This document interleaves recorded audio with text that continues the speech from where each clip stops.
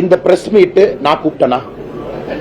நான் யாராச்சும் பிரஸுக்கு போன் பண்ணி இது வரைக்கும் தமிழ்நாட்டில் கோயம்புத்தூர், சென்னை, தமிழ்நாடு முழுவதுமே ஒரு பிரஸுக்கு போன் பண்ணி அண்ணா நான் பிரஸ் மீட் பண்றேன் வாங்குன்னு யாராச்சும் நான் கூப்பிட்டுருக்கேனா? பத்திரிகையாளர்கள் யாருகிட்ட போனா கருத்து கிடைக்கும்னு பத்திரிகை நண்பர்கள் வர்றீங்க. இபிஎஸ் அண்ணங்கிட்ட போனா கருத்து கிடைக்கும்னா இபிஎஸ் போவீங்க. அண்ணாமலை அண்ணங்கிட்ட போனா கருத்து கிடைக்கும்னா எங்கிட்ட வருவீங்க.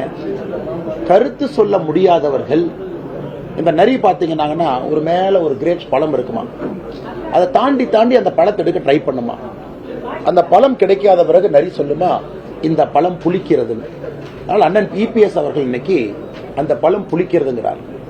இதுவரைக்கும் இந்த 3 ஆண்டுகள்ல எங்க பத்திரிகை நண்பர்களை வச்சுக்கிட்டே நான் சொல்றேன், யாருக்கும் ஒரு தொலைபேசி மூலமாக அழைத்து ஒரு பத்திரிகையாளர் சந்திப்பு நடத்துற வாங்க நான் கூப்பிட்டது கிடையாது.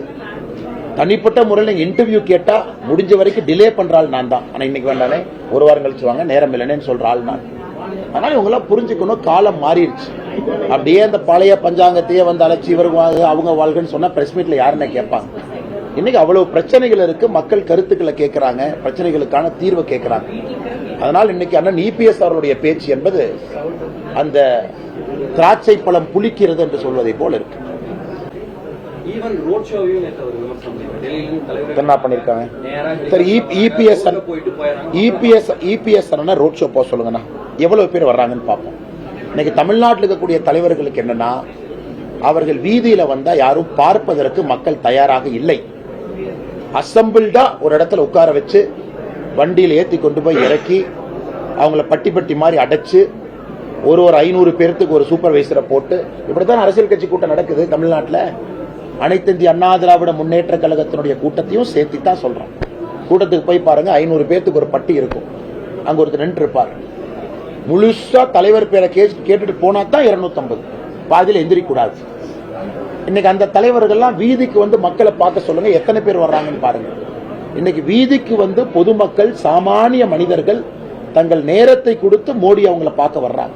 இதே ரோட் ஷோ உங்க பண்ண வேண்டியதானே? பண்ண மக்கள் வரமாட்டாங்கன்னு உங்களுக்கு தெரியும். அதனால் ஒரே இடத்துல ஆளுகள் அசம்பிள் பண்ணி அப்படியே பட்டி மாதிரி அடைச்சி வச்சு அவங்க பேசுற அதே அரைச்சமாவை காலையிலிருந்து நைட்டு வரைக்கும் எழுத்து மாறாம அந்த பேப்பரை பார்த்து படிப்பாங்க. அதை காலையிலிருந்து நைட்டு வரைக்கும் மக்கள் கேட்கணும். எங்களுக்கு அப்படி இல்லையா? ஒரு பிரதம மந்திரி ரோட்ல வர்றாங்க, பிரதம மந்திரி மக்களுக்கு 6 அடி தூரத்தில் இருக்காங்க, ஒரு பிரதம மந்திரி மக்கள்கிட்ட கை கொடுக்கறாங்க, ஒரு பிரதம மந்திரி மக்களை பார்க்கறாங்க, மக்கள் பிரதம மந்திரியை பார்க்க வர்றாங்க. இதுதானே ஜனநாயகம். ஒரு மேடையில் ஒரு தலைவர் நின்றுட்டு 6 அடிக்கு ஒரு ஸ்டேஜை போட்டுட்டு அதன் பிறகு கட்சிக்காரங்கெல்லாம் பட்டி மாதிரி அடைச்சு உட்கார வச்சுட்டு அது ஜனநாயகமா? அதனால் இவர்கள் பேசுவதெல்லாம் அவங்களுக்கு கூட்டம் வரல, கூட்டத்தை கஷ்டப்பட்டு பிடிச்சு அடைச்சு வைக்கிறாங்க.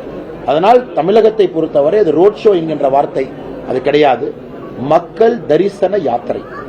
மக்களை தரிசிப்பதற்காக எங்களுடைய தலைவர்கள் வீதியில வந்து மக்களை சந்தித்து விட்டு செல்கின்றார்கள். இது எப்படி தவறாகும்?